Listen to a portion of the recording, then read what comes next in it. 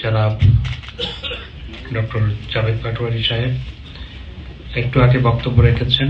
মাননীয় প্রধানমন্ত্রীর শিল্প বাণিজ্য বিষয়ক উপদেষ্টা জনাব সালমান এফ রহমান উপস্থিত আছেন, আমার সফর সঙ্গীবৃন্দ, দূতাবাসের কর্মকর্তাবৃন্দ এবং বাংলাদেশের বিভিন্ন অঞ্চল থেকে যারা সৌদি আরবে প্রবাসী আছেন তাদের অনেকেই এখানে উপস্থিত আছেন। আমার নির্বাচনী এলাকার অনেকে উপস্থিত আছেন, চট্টগ্রামের অনেকে উপস্থিত আছেন।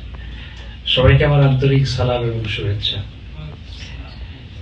আমি জানি যে আপনারা অনেক বড় আকারে অনুষ্ঠান করতে চেয়েছিলেন, কিন্তু বড় আকারে অনুষ্ঠান করার ক্ষেত্রে কিছু সমস্যা আছে।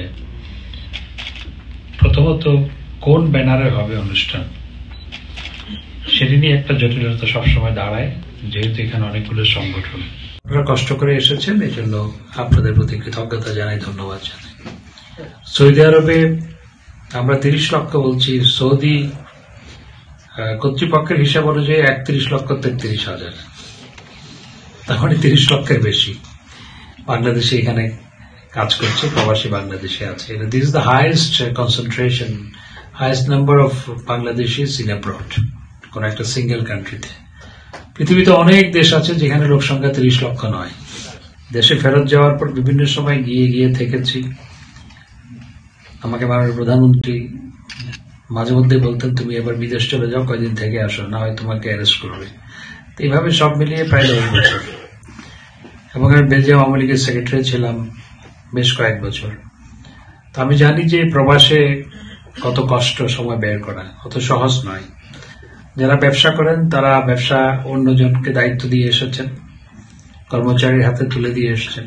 যারা চাকরি করেন তাদের সেখান থেকে ছুটি নিতে হয়েছে। তারপর অনেকে অনেক দূর দূরান্ত থেকে এসেছেন। প্রবাসের সময় বের করা বাংলাদেশের মতো অবসর সময় প্রবাসে নাই। এবং এখানে এভরি আওয়ার কস্ট মানি, তো সেটাও একটা ব্যাপার।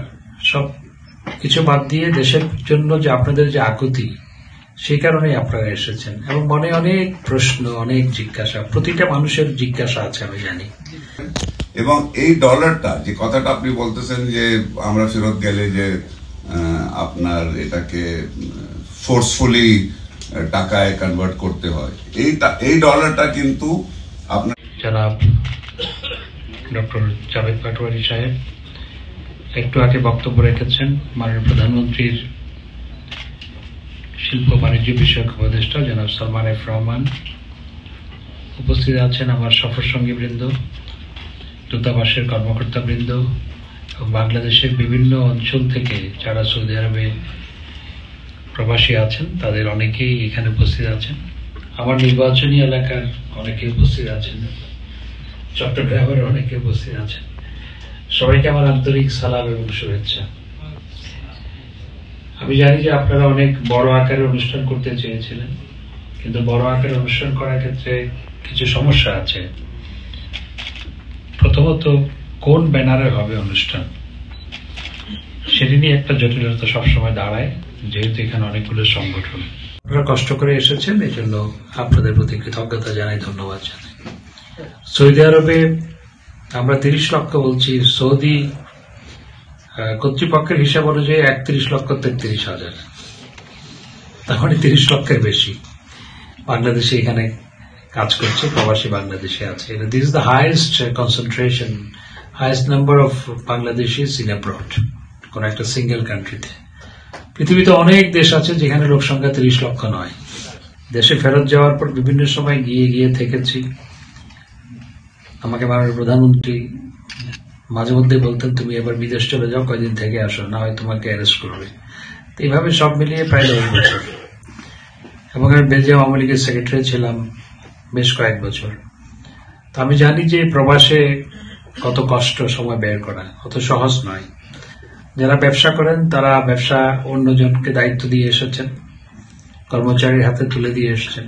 যারা চাকরি করেন তাদের সেখান থেকে ছুটি নিতে হয়েছে। তারপর অনেকে অনেক দূর দূরান্ত থেকে এসেছেন। প্রবাসের সময় বের করা বাংলাদেশের মতো অবসর সময় প্রবাসে নাই।